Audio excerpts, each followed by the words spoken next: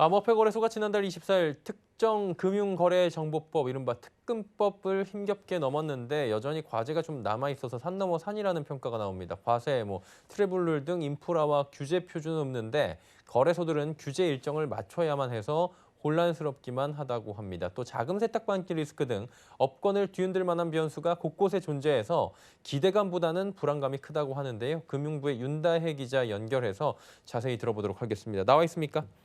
네, 안녕하세요. 예. 암호화폐 거래소가 제도권 안으로 편입됐다고 하는데 먼저 거래소들의 현황이 어떤지 설명해 주시죠. 네, 기존 66곳의 거래소는 지난달 24일을 기점으로 거래소 존폐가 결정됐습니다. 4대 거래소는 특금법에 따라 금융정보분석원에 가상자산 사업자 신고를 마쳐 이들만 원화달러 등 금전과 가상자산 간 거래 중개를 할 수 있게 됐습니다.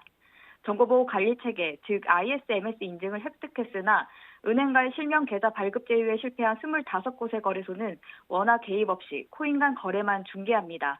ISMS 인증을 하지 않은 37곳의 거래소는 폐업하게 됐습니다. 결국 특금법 신고 이후 4대 거래소 체제로 재편되면서 금융당국의 감독을 받는 제도권에 들어오게 됐습니다.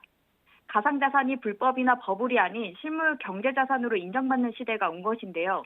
제도권 안으로 들어온 만큼 지켜야 할 규제가 많아졌습니다.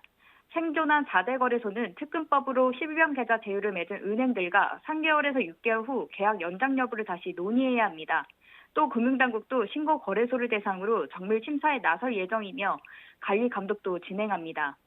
금융당국의 규제는 까다로워지고 있습니다. 거래소에서 발생할 수 있는 자금 세탁 방지 리스크가 있는데 정치권에서 가상자산 업권법 논의가 속도를 낼 것이란 전망이 나오고 있기 때문입니다.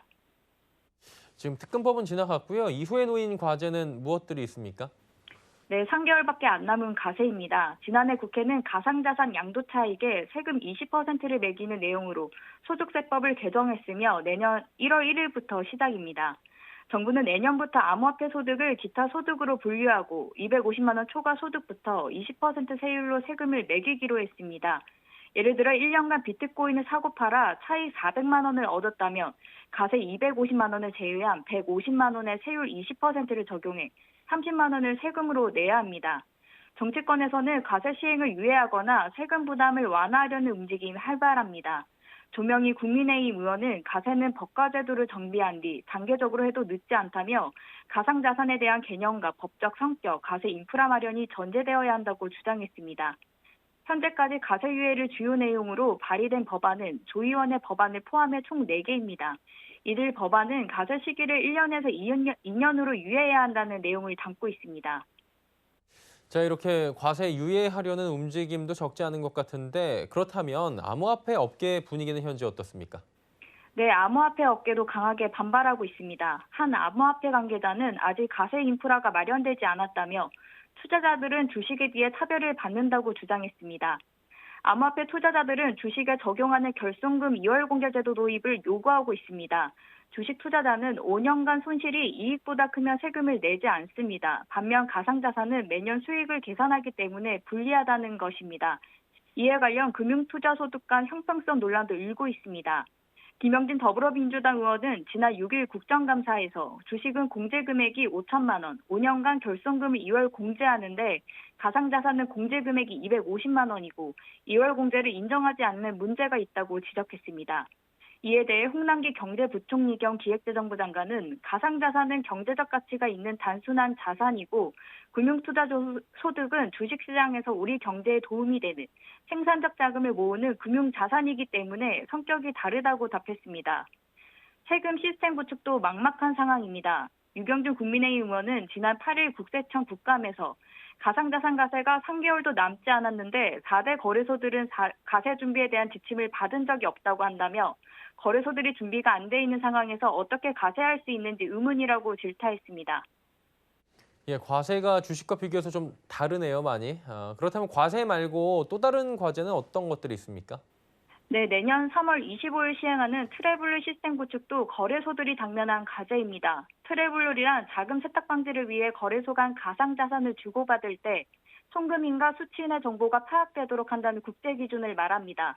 즉 범죄 발생 시 가상자산 거래가 발생한 거래소가 가상자산 전송 내용가, 내역과 송수신자 정보를 수집해 보관하고 있다가 수사기관에 제공할 수 있도록 하는 것입니다. 범죄가 생기면 실명 계좌를 발급한 은행도 피해를 감수해야 하기 때문에 실명 계좌 발급 심사 단계에서 트래블 시스템 구축은 중요한 기준이 됩니다.